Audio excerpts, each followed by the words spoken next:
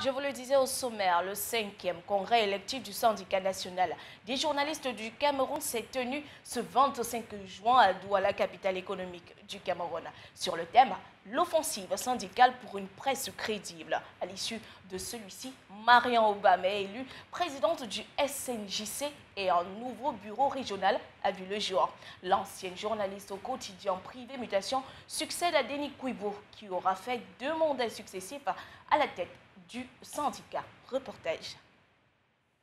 Élu avec 54 voix contre 32 pour Aristide Ekambi et 22 pour Nathanaël Njong, Marian Obama est la nouvelle présidente du syndicat national des journalistes du Cameroun. Elle est la toute première femme à la tête de ce syndicat depuis 20 ans. Le nouveau bureau national issu du 5e congrès électif du 25 juin dernier dirigera l'institution pour les 3 prochaines années. La présidente a d'ailleurs présenté les défis qu'elle compte relever pendant son mandat. Nous allons nous occuper de la formation des journalistes. Notre slogan, c'était une équipe d'expérience au service d'une qualité de presse camerounaise. Nous avons besoin que la presse camerounaise reprenne ses lettres de noblesse. Ça passe par des formations, ça passe par des responsabilisations, ça passe également par la connaissance même du syndicat. Nous allons travailler en sorte que les langues françaises et anglaises deviennent des langues officielles de travail au syndicat. Quelques semaines avant son élection au comité exécutif de la Fédération internationale des journalistes et à présent présidente du SNJC, elle a été reçue sur le plateau de Dash News dans le cadre du programme Moi Femme. Si tout doit être facile dans la vie, c'est qu'il n'y a pas d'intérêt à vivre. Il faut quand même se confronter à la réalité. Tu as dit que tu veux ce métier, vas-y. Donc je suis beaucoup plus restée à la presse écrite par défi. Et la passion est arrivée après. Et c'est toujours cet esprit de faire mieux, de valoriser ce qu'on fait, de respecter, de se démarquer, qui ont fait en sorte que, au milieu des hommes, que je sois toujours, que je vive ce métier sans problème de sexe. Il faut préciser que c'est après plusieurs tractations que le scrutin a pu s'achever. Faute pour les différentes parties et les différents bureaux régionaux de trouver un consensus sur l'orientation à donner aux 3 prochaines années. La région du centre, absente aux travaux, a fait parvenir ce rapport au bureau national exécutif. Au cours du congrès, des membres ont été exclus pour trouble et non-respect du règlement et de la charte. Il s'agit de Thierry Eba et Samuel Mondjok. La nouvelle présidente Marian Obama remplace Denis Kouibo, qui aura passé 7 ans à la tête de ce syndicat des journalistes du Cameroun. Au chapitre santé, après un dépistage mental gratuit à Yaoundé et à Moutenguene, la fondation Veneta Mouegela a organisé une marche sportive thérapeutique afin de sensibiliser davantage sur la maladie mentale dans la région du sud-ouest Cameroun. 2 articulations ont meublé la dite marche, à savoir la distribution des dépliants et les échanges avec quiconque souhaitait en savoir plus. Amandine Boni. Okay, the takeoff point was the Independence Square, normally called Bongo Square. Une marche thérapeutique à Boya, dans le sud-ouest Cameroun, afin de sensibiliser davantage sur la santé mentale. Aux côtés d'autres groupes, la Fondation Veneta Mouegela a récemment organisé ce déploiement. La marée humaine est partie de la place de l'Indépendance au bureau du gouverneur pour revenir à leur point de départ. Fano Nora, Miss Face of Cameroun, a rejoint le mouvement après avoir elle-même été affectée par la maladie. Ils étaient totalement imparables, quel que soit le temps hostile. Aussi fastidieux que la marche semblait, ils ont avancé en bravant les précipitations. La Fondation Veneta Mouegela est déterminée à éradiquer au maximum les effets des problèmes mentaux à travers cette sensibilisation. Un dépistage gratuit de la santé mentale avait déjà été organisé à Yaoundé et à Moutenguene, encadré par des conseils d'experts en santé mentale. Ce déploiement est le 2e d'une longue série. Toujours en santé, savez-vous que les maladies cardiovasculaires sont en nette progression sur le continent africain?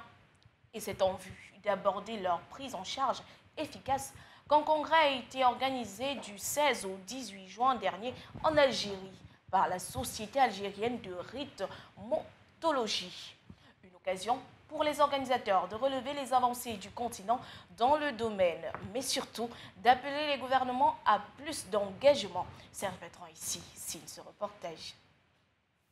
L'entrée officielle du Gabon et du Togo dans le Commonwealth intervient à l'issue d'un sommet de 6 jours à Kigali au Rwanda. Suite à cela, le Commonwealth compte désormais 56 pays membres, dont 21 africains. Situés respectivement en Afrique centrale et Occident, le Gabon et le Togo sont des pays qui n'ont historiquement aucun lien avec l'ancienne colonie britannique.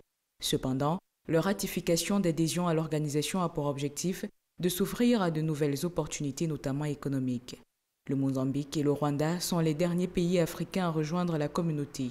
Le président gabonais Ali Bongo s'est félicité de l'ouverture d'une nouvelle ère pour son pays suite à son intégration, tout en citant dans un communiqué qu'il s'agit d'un monde d'opportunités pour le Gabon sur les plans économiques, diplomatiques et culturels.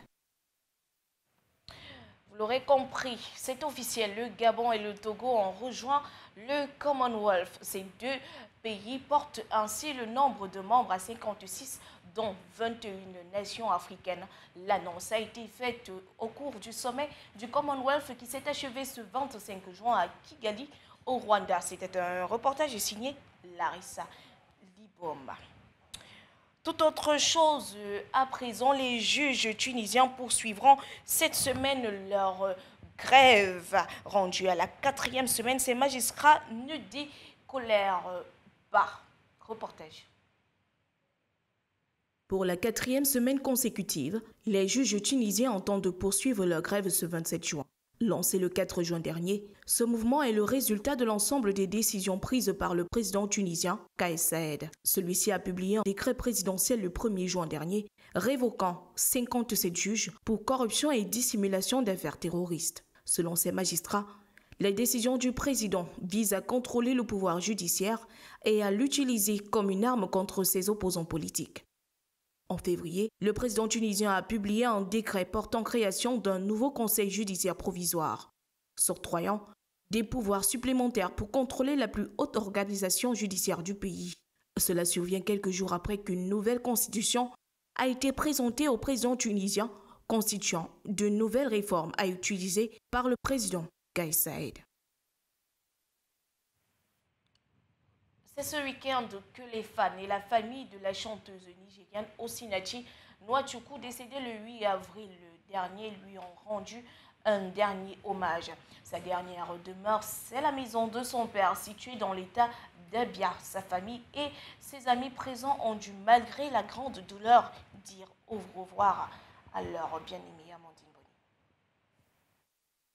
Après presque une semaine d'activités, de séances de prière, de concerts mêlés à des cérémonies traditionnelles, Osinachi Nwachukwu a enfin été inhumé. Sa famille et ses amis n'ont pu retenir leurs larmes lorsque son corps sans vie a été amené. Selon certains de ses proches, elle avait l'air paisiblement couchée dans sa dernière demeure. Sa mort était l'occasion pour beaucoup de sensibiliser davantage les populations contre les violences domestiques. Son mari Peter Nwachukwu est actuellement jugé pour meurtre, avec une peine de mort par pendaison à la clé s'il est déclaré coupable. Osinachi Nwachukwu, la chanteuse de gospel nigériane, a été enterrée dans la maison de son père, celle de son enfance.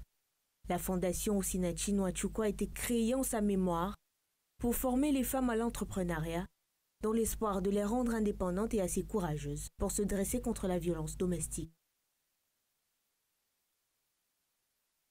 C'est sur cette note triste que nous refermons cette édition de l'information. Mesdames et messieurs, passez une excellente journée en compagnie de nos différents journaux, car l'information, c'est ici et nulle part ailleurs.